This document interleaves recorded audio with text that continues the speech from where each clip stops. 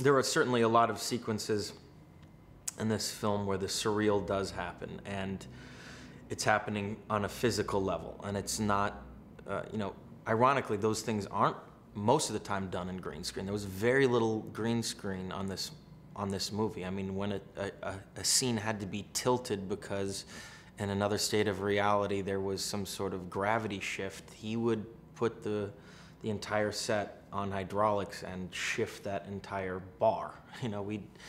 Killian and I had to do an entire sequence where I'm trying to reassure him that I'm his sort of protector within this dream state. And it was a long monologue sequences, and the entire set would be shifting and things would be kind of flying by us, and we had to hold on to the actual set so it didn't slide off. At times it is challenging, but you react to it in a physical way that you normally wouldn't if it was a green screen behind you and a camera tilt. I suppose my character's level of expertise in the film is keeping that central focus in a world of chaos. And obviously it's a very specific type of, a specific set of skills. I mean, he works in the sort of, as a criminal in an underground sort of black market of individuals that are able to infiltrate people's minds and extract information, and or in this case, Inception, incept an idea or a thought or a way of life or a new way of looking at their real life, and have it alter the course of the real world. And that's what this job is for this group of people.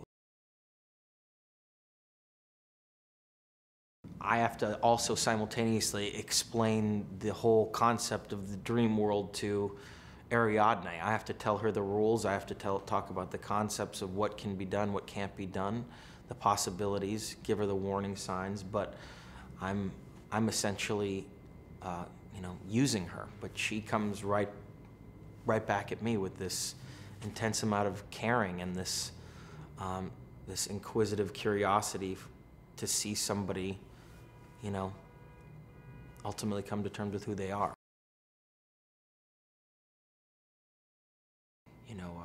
You feel grounded, you feel like you understand the rules, you're watching it, happen before your very eyes, but you also are in a constant state of suspense because you never really know what's going to happen next. You never know, your ultimate realization is that that these characters have to come to terms with something, and that's the main motivation. But what happens along the way and how that unravels is it's what the imagination is. Anything can happen, so your mind is constantly firing watching this movie. It's quite an experience.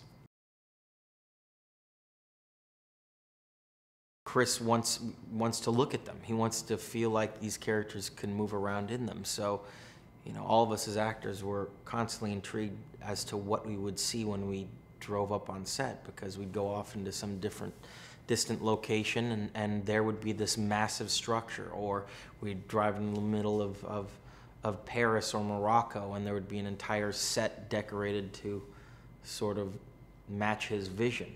So it was a constant state of surprise for all of us.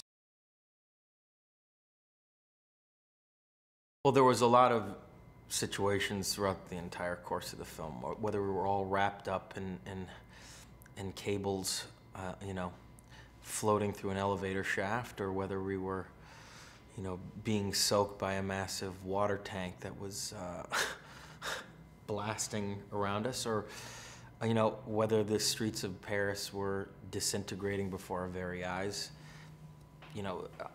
What was amazing to witness was how they made it all seem like it was a day's work. I mean, that team of Chris and Emma, they're so highly organized and so efficient and have conveyed exactly what they want to everyone involved in the movie making process, that these spectacular events happen and then you go to lunch. It was kind of all in a day's work, and then you move on to something else after lunch. Sequences that you were like, well, how the hell is this going to be pulled off? you know, they've managed to organize it in a way that makes it seem like the norm for them.